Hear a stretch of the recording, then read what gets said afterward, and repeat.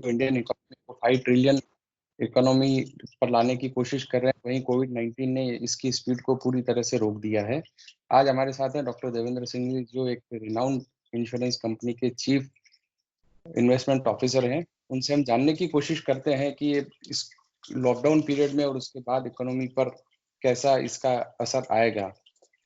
तो देवेंद्र जी, हमें ये बताएंगे अभी इन्फ्लेशन कैसा रहेगा?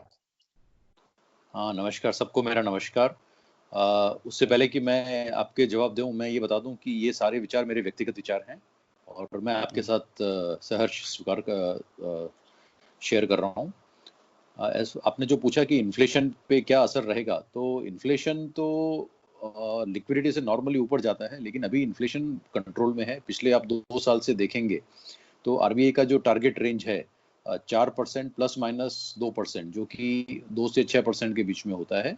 सिर्फ एक बार रिसेंटली बाहर गया है, बाकी इसी रेंज के अंदर रहा है। और आगे भी एक्सपेक्टेशन है कि जिस हिसाब से जॉब लॉस हो रहे हैं, जिस हिसाब से इकोनॉमी में थोड़ा सा तकलीफ क्रिएट हुआ है, उससे लगता है कि इन्फ्लेशन सबड्यूड ही रहेगा, थोड़ा नीचे आ सकता है। ऑलरेडी 6 के नीचे आ गया है। एक्सपेक्टेशन है कि ये 2% तक चला जाएगा नवंबर दिसंबर तक। लिक्विडिटी का एक अहम मुद्दा अभी है, जैसे एमएसएमई और बाकी कंपनीज लिक्विडिटी के इशू को लेके बहुत ज्यादा चिंतित हैं। तो लिक्विडिटी का आगे पोस्ट लॉकडाउन या कोविड के बाद कैसा क्या रहेगा, इसके ऊपर आप थोड़ा हमें बताइए। हाँ, डेफिनेटली। सो अभी सिस्टम में अगर आप बैंकिंग सिस्टम का लिक्विडिटी देखेंगे तो बहुत ज्यादा है। रफली 8 लाख करोड़ का लिक्विडिटी है, जो कि आरबीआई ने गवर्नमेंट सिक्योरिटीज या फॉरेक्स खरीद के क्रिएट किया है। ये आप देखेंगे तो हिस्टोरिकल लेवल का लिक्विडिटी है सिस्टम में। जो लास्ट टाइम जो क्रिएट हुआ था वो 2008 के टाइम क्रिएट हुआ था, जब ग्लोबल फाइनेंशियल क्राइसिस हो गया था। तो आरबीआई ने एश्योरेंस दिया है कि वो लिक्विडिटी पूरे टाइम छोड़ते रहेगा सिस्टम में, एज एंड व्हेन नीडेड वो देते रहेगा सिस्टम में। सो 8 लाख करोड़ का लिक्विडिटी बहुत बड़ा होता है, लेकिन सवाल ये है कि ये उन ऑर्गेनाइजेशंस तक कैसे पहुंचे जिनको इनका जरूरत है। सो सिस्टम में लिक्विडिटी रहा, लेकिन जिनको पैसे का जरूरत था उनको पैसा नहीं मिल रहा था। इसके लिए गवर्नमेंट ने फिस्कल पैकेज डिक्लेयर किया है, जो 20 लाख का बहुत बड़ा पैकेज है।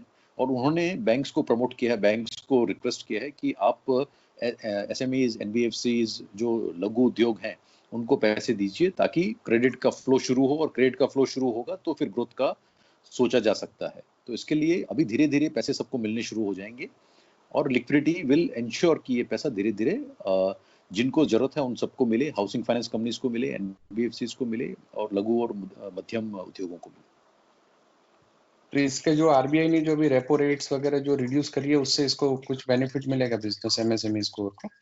हाँ, निश्चित रूप से उसका बहुत बड़ा फायदा होगा। अगर आप देखेंगे तो हिस्टोरिकली जो लेवल है अभी रेपो रेट का 4.40%, उतना हिंदुस्तान में कभी भी कम नहीं रहा है।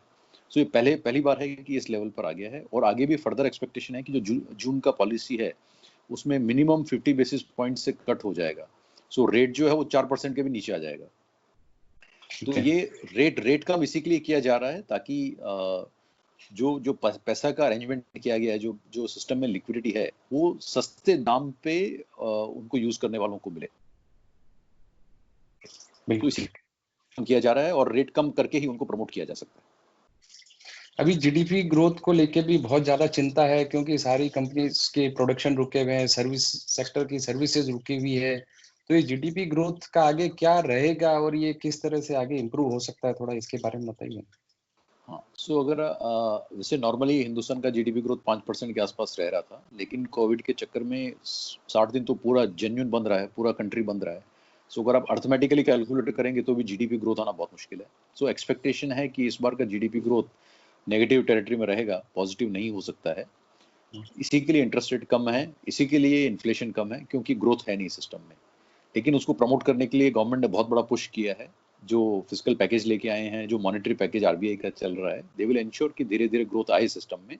लेकिन ये साल तो प्रॉब्लम है, ये साल तो नेगेटिव ग्रोथ रहेगा, बट अगले साल वो वापस कवर करने की कोशिश करेंगे। और ग्रोथ जो है मेरे हिसाब से अगले साल 5 से 8% के बीच में कितना भी रह सकता है, बिकॉज इस साल का ग्रोथ नेगेटिव या तो 0% रहने वाला है। अभी इंटरेस्ट रेट को लेके काफी जनों के दिमाग में एक शंका है, क्योंकि कुछ कंट्रीज की रेट ऑफ इंटरेस्ट जो है वो नेगेटिव चली गई है, जिनकी पहले से कम थी वो नेगेटिव रेट ऑफ इंटरेस्ट की बात कर रहे हैं। जैसे कोई आदमी 1 लाख रुपए इन्वेस्ट करता है तो उसको हो सकता है कुछ समय बाद 97,000 या 98,000 वापस मिले। और आरबीआई ने भी अभी काफी कटौती की है रेट ऑफ इंटरेस्ट को लेके। तो अभी रेट ऑफ इंटरेस्ट का आने वाले टाइम में कैसे रहेगा, इसको क्या फायदा मिलेगा या कैसे रहेगा, थोड़ा आप इसके बारे में बताइए। हाँ हाँ। सो आपने जो बोला ये बिल्कुल सही है कि बहुत सारे देशों में रेट नेगेटिव हो गया है, यहाँ तक कि 10-10 साल तक का नेगेटिव हो गया है। तो बॉन्ड सारे नेगेटिव हो गए, गवर्नमेंट सिक्योरिटीज जो उनकी है। अगर आप देखेंगे तो $55 ट्रिलियन का टोटल डेट है पूरी दुनिया का, जिसमें से 15 ट्रिलियन नेगेटिव हो गया, नेगेटिव इंटरेस्ट रेट पे ट्रेड होता है। इसका मतलब ये होता है कि आप जितने पैसे खरीदते टाइम दे रहे हैं उतना मैच्योरिटी पे नहीं मिलने वाला, उससे कम ही मिलने वाला है आपको। तो ये इसके लिए होता है कि सिस्टम में ग्रोथ नहीं होता है। उन कंट्रीज का डेमोग्राफी चेंज हो गया है, वहाँ पे बुजुर्ग लोगों की संख्या बहुत ज्यादा है, वहाँ पर यंग पॉपुलेशन नहीं है, कंजम्पशन उतना नहीं होता है। ऐसी जगह पर इंटरेस्ट रेट नीचे चला जाता है। लेकिन इंडिया में तो यंग पॉपुलेशन बहुत है, इंडिया में कंजम्पशन बहुत होने वाला है, सिर्फ प्रमोट करने की जरूरत है।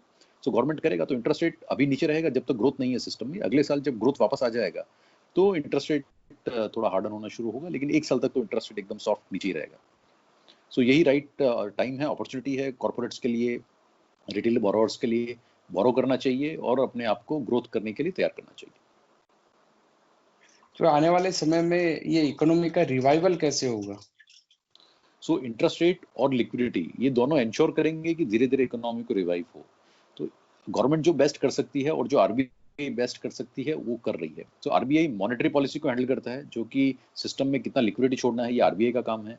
और जो फिस्कल पॉलिसी है वो गवर्नमेंट का काम है कि किस तरीके की ग्रोथ वो प्रमोट कर सकते हैं, looking to the supply side के क्या रिफॉर्म्स किए हुए हैं उन्होंने। सो गवर्नमेंट और आरबीआई दोनों लगे हैं अच्छे तरीके से ग्रोथ को सपोर्ट करने के लिए। और दोनों ने, एक ने रेट कम किया है, एक लिक्विडिटी प्रोवाइड किया है, और दूसरे ने बिजनेस को प्रमोट करने के लिए पैकेज दिया है। सो ये सब मिलके एक्सपेक्टेशन है कि ग्रोथ तो 6-8 महीने में इंप्रूव होना शुरू हो जाएगा। चलिए, आपसे बात करके अच्छा लगा कि आने वाले समय में हम लोग अच्छी ग्रो करने वाले हैं और हमारी इकोनॉमी कुछ समय बाद 5 ट्रिलियन की तरफ जाएगी। हमें आपसे बात करके बहुत अच्छा लगा। और हमारे कुछ दर्शकों श्रोताओं के कुछ प्रश्न होंगे तो मैं आपसे वापस शेयर करूंगा। आपको बहुत बहुत धन्यवाद हमारे साथ ज्वाइन करने के लिए। बहुत बहुत धन्यवाद सभी दर्शकों को, मेरा भी नमस्कार। नमस्कार।